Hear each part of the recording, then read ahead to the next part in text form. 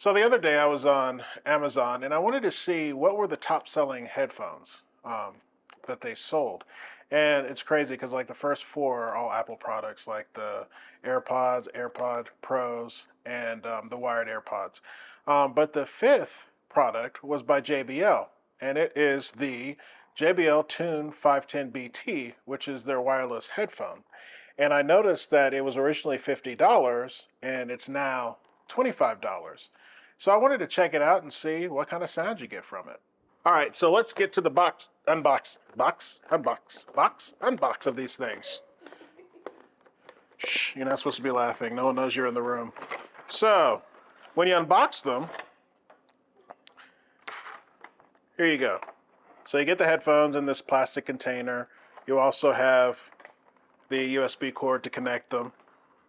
On the back are the instructions and everything to tell you about how to hook them up to your phone and Bluetooth and everything. And here are the headphones.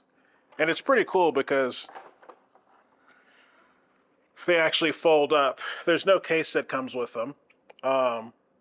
They're your kind of generic plastic black with these, they're pretty comfortable pads.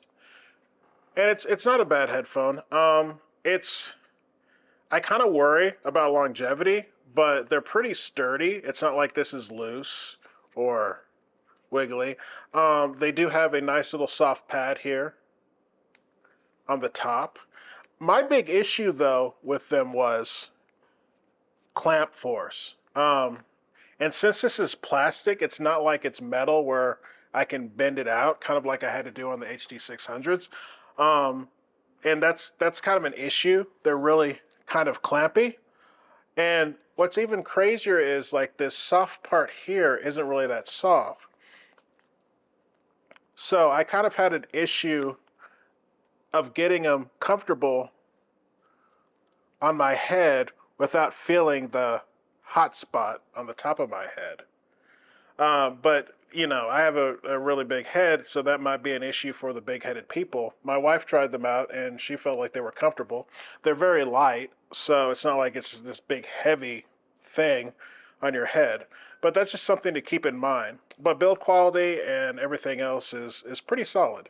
So let's talk about cost and then connecting them. Again, they look like they were $50 originally, and they're $25 now on Amazon. As far as connecting, it's very simple. You turn them on, and then you go into your phone's Bluetooth connection spot, and then just pair them.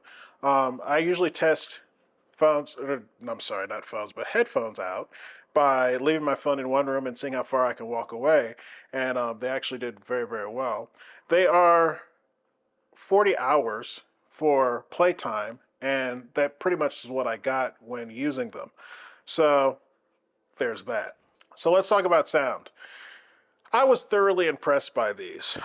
They have the pure bass wireless on their box, and these are a very bassy headphone. Not overly bassy where it's just drowns out everything, but a very nice bass, very clear bass.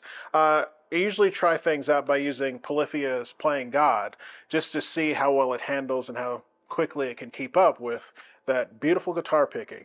And these actually did a really good job. I also like Yiba because who doesn't? She's got such a phenomenal voice. And I wanted to see how well they portray the voice, in her beautiful voice, and they do extremely well.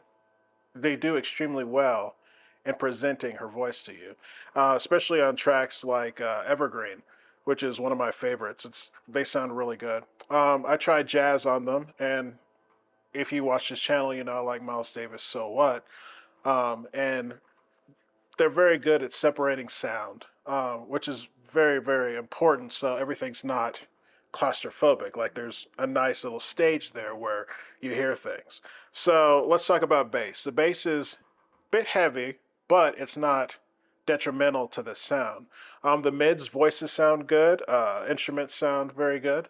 And when it comes to the treble, it's not overbearing. It doesn't take over, or it's not something that'll get too hot or spicy for you, where it's very hard to listen to them for a long time. So overall, it's a very enjoyable sound, and especially at $50, it's a great sound But at $25 picking these up, it's an excellent sound. Very, very enjoyable headphone. All my thoughts. Now, I started this out a little bit negative because the way they sit on my head, and even though this is soft, it doesn't feel very comfortable. But in the same token, as bad as that was, they sound for $25 so good, especially being a Bluetooth headphone. And it's nice to see a product where you don't have to spend an exorbitant amount of money, because we can think about the noise canceling Bluetooth headphones. Like, we can talk about the Sennheiser Ascentiums for $170, or the Momentum 4s for $349, or the Sony XM5s for $400, or the Apples for $500, or the Batiste for $700. You get what I'm saying. It's nice that there is a quality product when it comes to sound for $25. It's kind of crazy. But would I buy these? Yeah, definitely. These are an excellent sounding Bluetooth headphone that are pretty well built, and they're only $25. So I hope you enjoyed this little excursion we went on today, and I will see you next time.